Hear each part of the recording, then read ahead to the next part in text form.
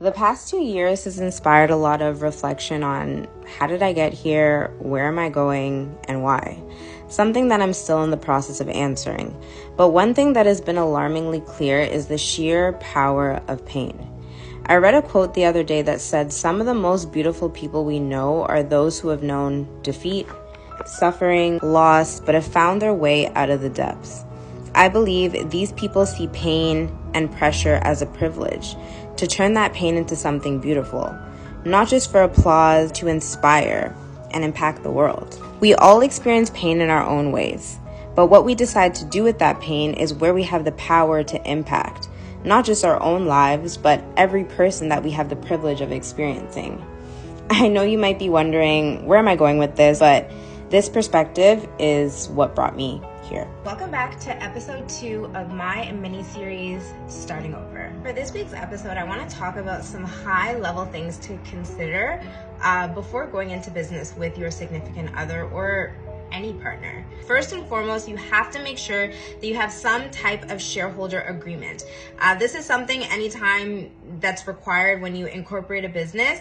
But for myself, because I was in a relationship with my business partner, I didn't really take the time to make a really detailed shareholders agreement. So the shareholder agreement essentially outlines your roles and responsibilities, as well as potential repercussions if those roles and responsibilities are not being met.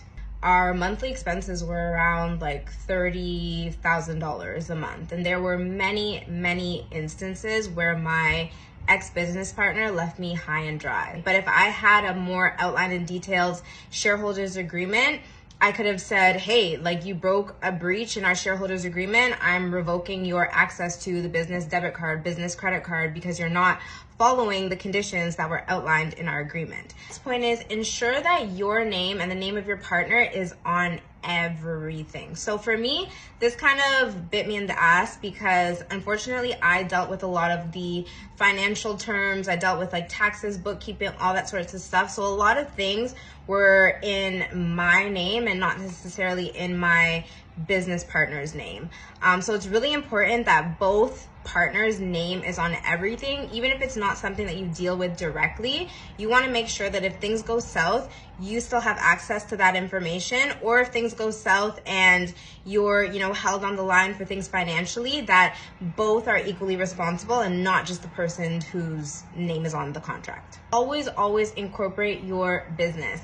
Doesn't matter if it's small, big, your business should always be incorporated, especially if you're working with partners at all, more than anyone other than yourself, because this essentially separates the business financially as a separate entity, and it basically allows you personal protection if the business potentially goes south.